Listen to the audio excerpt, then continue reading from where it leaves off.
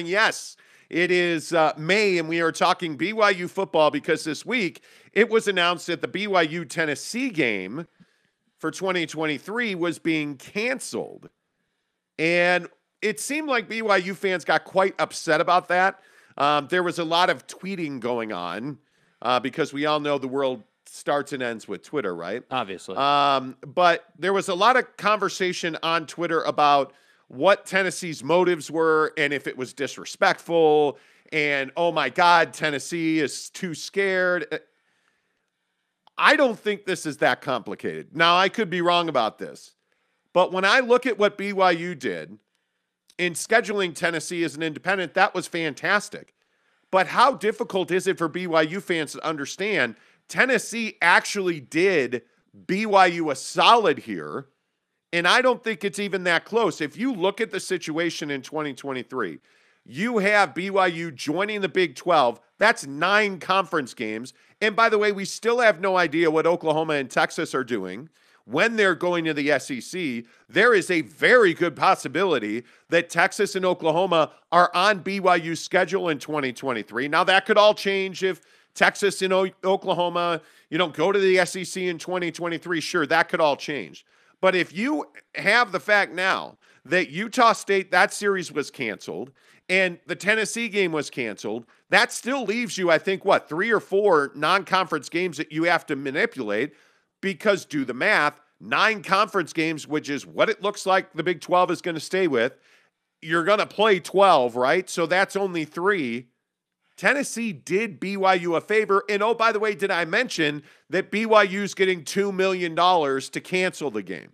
So, Jake, I just don't see what's controversial about this. Yeah, and the best part about the $2 million is Tennessee gets to pay that out of the ticket revenue out of the Virginia game that they scheduled. So that's the best part about it is if you're Tennessee. Now, if you're BYU, yeah, I don't think that this is such a problem. I think that things like this are going to happen when you try to, do bigger and better things. And that's exactly what they're doing with the Big 12. And I think that as soon as you take that schedule on, obviously now all your non-conference stuff changes and your commitments change. And obviously the mindset around scheduling non-conference games changes because now you have the ability to say, okay, if somehow we found a way to dominate the Big 12 and, let's say we were an 8-win team in conference and we could pull out 3 wins outside of conference, now we're 11-1, you have a legitimate route to the college football playoff. And so I think if you're BYU, you're looking for efficiency with that route, but you're also looking for big time matchups for strength of schedule purposes. So yeah, I don't think that this is some sort of end of the world thing. I actually think it's great how it sort of all worked out. It seems like everybody won. Tennessee's story is that they wanted more people at the road game, at their road game, if you will, and they didn't feel like a lot of people were going to be coming to BYU, which to me is kind of obvious. It's a road game for a reason, I wasn't in love with that logic out of them in their statement or whatever, but at the end of the day, I think, for BYU, it's just another opportunity. This doesn't have to be gift wrapped and packaged as some hatchet job on the program or something, because that's not what it is. The BYU didn't want to cancel the game. Tennessee did. So Tennessee's going to pay $2 million in ticket sales, which, by the way, for them is going to be drops in a bucket because they're playing, I think it's at, Nissan Stadium, and they're playing Virginia. So there's going to be a ton of ticket sales of that game, and they'll be fine. So I think if you're BYU, you're looking at this as an opportunity to find an even better non-conference game, and you're riding off into the sunset from that sense. Yeah, I just don't think this is that controversial at all. I think from the Tennessee side of it, this makes perfect sense. I mean, traveling to Nashville is exactly the right thing to do against Virginia, a regional rival. Ticket sales for that game are going to be massive. $2 million to Tennessee off the gate of that game is a drop in the bucket. This makes all the sense in the world. And when you look at why Tennessee is making all of these changes, look at the Army game that they dropped off their schedule, which was in the middle of their schedule between 2 conference games, when you have most teams in this country that are going to play, let's say, a read option or a pro style offense. You have Army playing this triple option freak show. Do you want to have that in the middle of your schedule and try to prepare for an offense that your guys have never seen before and will likely never see again, that doesn't make a lot of sense. And with a new athletic director in Danny White, he's going to do what needs to be done to rebuild that team and rebuild that program. And I actually think it makes clear, perfect, logical football sense not to play BYU, not to play Army, to play Virginia in Nashville is a home run for UT. Yeah. The Vols did the exact right thing here, and I don't think it actually had anything to do with being scared of BYU or hating the damn Mormons or any of that. I think this was sound football. And again, I'll go back and say, hey, you want to pay me $2 million to cancel that game when I need to find it? At one point, you had a full schedule of games you had to cancel. If you want to be upset about losing a game, be upset about losing Utah State, because that is an in-state rival that I think all of us as football fans love that game. Yeah. Right? That game should be played every year, just as Utah BYU should be played every single year. We're losing a big game in BYU and Utah State. The Volunteers, who cares? Man, I really don't care that they canceled that game. I am not upset about that. I am not frustrated about that. And if you're a BYU football fan who is frustrated or upset about that, I would tell you, go back and reevaluate what you're thinking, because it makes all the sense in the world for BYU not to play that game. It makes all the sense in the world for Tennessee not to play that game. And it makes all the sense in the world for BYU to be like, okay, wait, I've got to cancel a bunch of games so I can fit into the Big 12, and you're going to pay me $2 million not to play one of them? Yeah, I'll take that. Every single day, this is a win for BYU, in my opinion. And by the way, I actually think that this is exciting to be talking about BYU adjusting schedules because they're going to the Big 12. Yeah. I think the bigger question is, will you have Oklahoma and Texas on the BYU schedule in 2023? Because that's already going to be, I even think when Texas and OU leave, that's going to be a very difficult conference. So I look at what Texas and Oklahoma mean football-wise. That's a lot in that conference. And I think it would be great to see BYU have Texas and Oklahoma on their schedule. It'd be nice. I mean, Texas, obviously, there's history there dating back to the Bronco days and Taysom jumping over guys in Austin. I think there's a lot of history there. I actually think Texas is a pretty good rivalry game.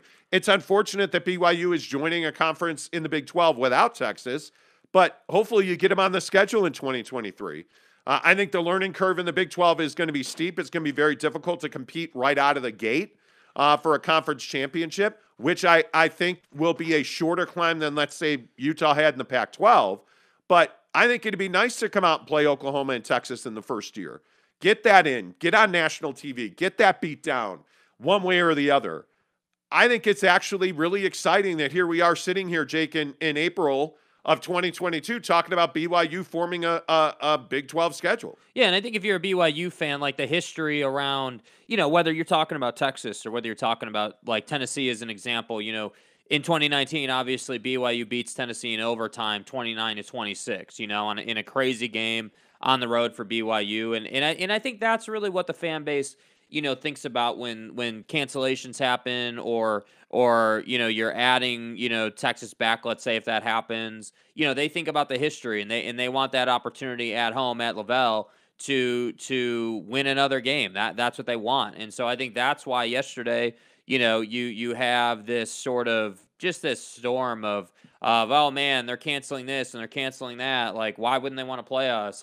I saw that all over Twitter, and I think that the BYU, you have to understand, BYU is a really strong brand. The days of BYU just being a pushover opponent have been well done. I mean, it's probably since, I don't know, 2017, 2018, that's really when the turning point happened. And then Zach Wilson comes in. And so, the program's been on probably a 5-year climb here. And the Big 12 feels like, they reached the peak of their first climb, and now they're starting a new climb entering into that conference. And so, yeah, I think, you were talking about the learning curve and trying to get used to that level of competition.